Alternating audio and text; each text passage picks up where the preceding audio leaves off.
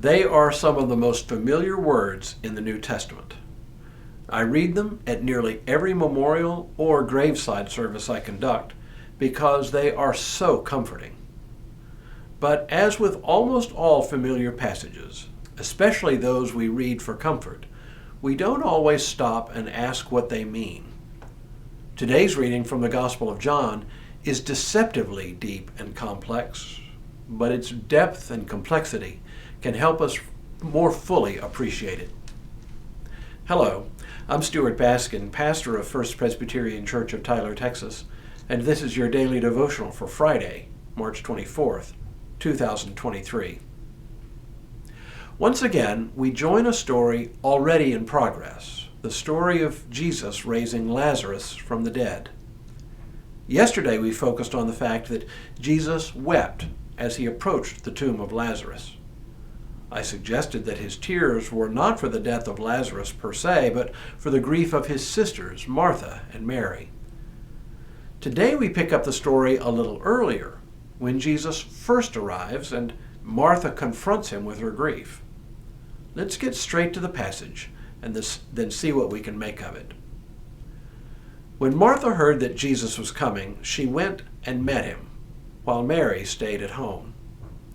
Martha said to Jesus, "Lord, if you had been here, my brother would not have died. But even now, I know that God will give you whatever you ask of him." Jesus said to her, "Your brother will rise again." Martha said to him, "I know that he will rise again in the resurrection on the last day." Jesus said to her, "I am the resurrection and the life. Those who believe in me, even though they die, will live.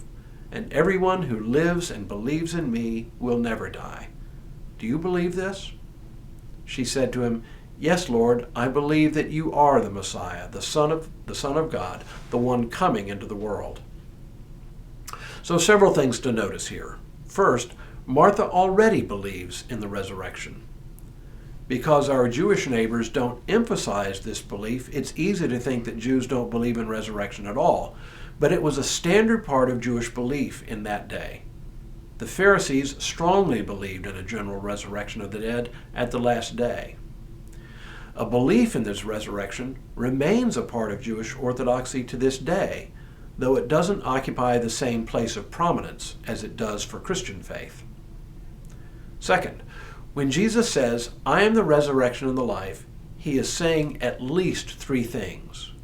It's not immediately obvious to us in English translation, but when Jesus says, "I am," he is intentionally evoking the very name of God, Yahweh, which means "I am."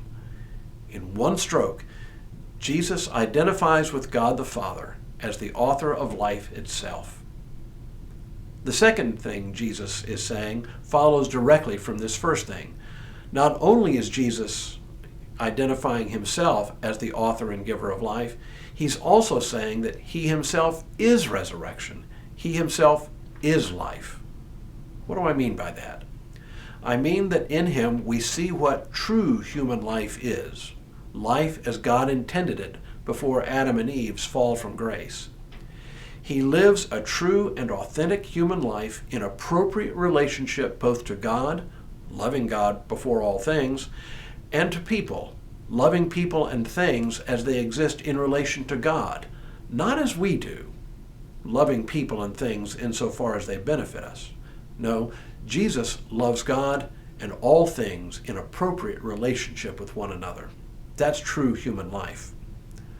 The third thing Jesus means is that what we see in resurrection, when we see Jesus, we see what resurrection life looks like on this side of death.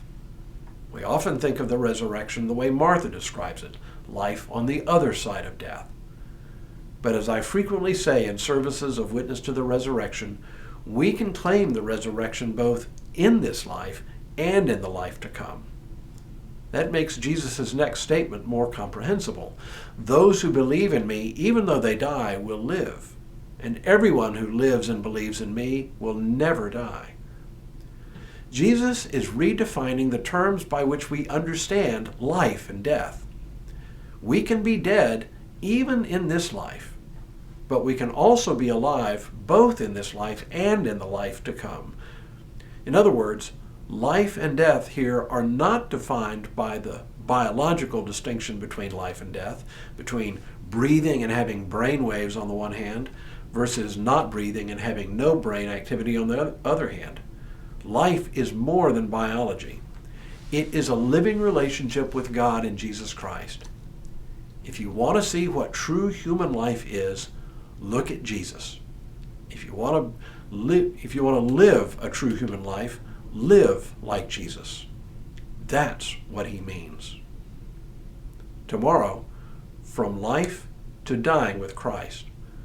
But for now, may God continue to bless you and keep you in all that you do this day and in all the days ahead.